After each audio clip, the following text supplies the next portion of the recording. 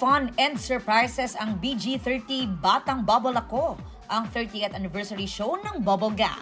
Present ang mga dating kabubble, gaya ni Diana Zubiri, Aramina, Maureen Larrazabal at Alma Concepcion. Rumampa rin ang preging ina na si Valin Montenegro, pati sina Juancho Trevino, Ara San Agustin at Faye Lorenzo. Nostalgic ang two-part anniversary show kung saan mapapanood ang ilang old at new segments na Tatak Bubble. Balik bubble din si Ogie Alcacid na dapat daw abangan kung anong iconic character ang muling bibigyang buhay. Guest din sina Rian Ramos, Kelvin Miranda, Ay de las Alas, Esnir at Jillian Ward. Natupad naman ang wish ni Vice Ganda na mag-guest sa Kapuso Gag Show. Nakakatuwa dahil pareho kami ng wish at parehong natupad dito sa Bubble Gang, and hopefully ito na yung simula at hindi ito yung wakas.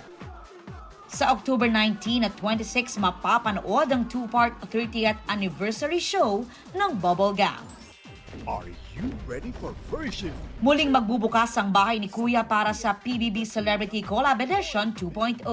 And this time, Gen Z celebrities ang i-welcome ni Kuya. Pero bagong season man, nagbabalik naman ang pamilya ni Kuya.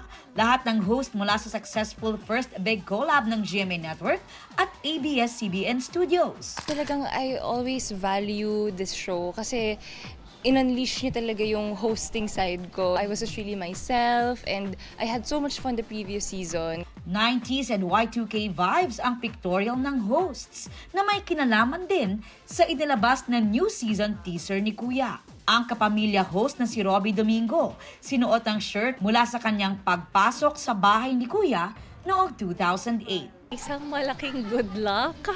First of all, it's a once-in-a-lifetime experience na sana ma-enjoy nila talaga. I'm sure there's gonna be a new twist to this, a new flavor, and a new vibe coming from such a successful season. Para sa GMA Integrated News, ako si Aubrey Carampel, ang inyong saksi.